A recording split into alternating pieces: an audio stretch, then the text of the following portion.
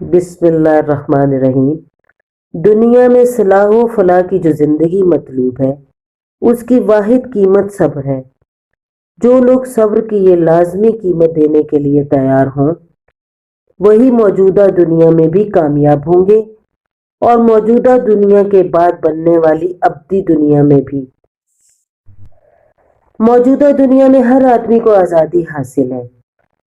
यहाँ किसी भी शख्स पर कोई पाबंदी नहीं। यहाँ नेक आदमी के लिए जिस तरह अमल के मौके हैं, ठीक उसी तरह यहाँ बुरे लोग भी आज़ाद हैं कि जिस तरह भी वो चाहें अपनी सरगर्मियां जारी करें। इस बिना पर इंसानी समाज एक ऐसा समाज बन जाता है जहाँ कदम कदम पर रुकावटें हैं, जहाँ आदमी को मीठे बोल के साथ कड़वे बोल भी सुनने पड़ते हैं।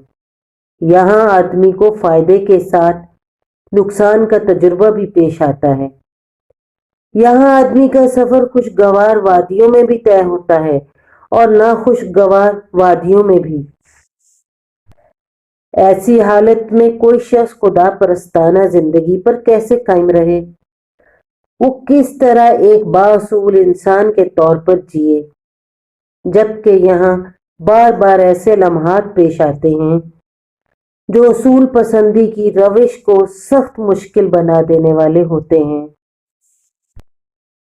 इस सवाल का जवाब सिर्फ एक है और वो सब्र है, यानी मनफी रद्द अमल से अपने आप को बचाते हुए हर हाल में मस्बत रविश का पाबंद बनाना, पेश आने वाली तलखियों को झीलते हुए एक तरफा तौर पर अपने आप को सच्चाई की रविश पर कायम रखना, यही सब्र है। और आला इंसानी शख्सियत की तामीर के लिए ये सब्र इतना ज़्यादा ज़रूरी है कि इसके बगैर आला इंसानी शख्सियत की तामीर मुमकिन ही नहीं।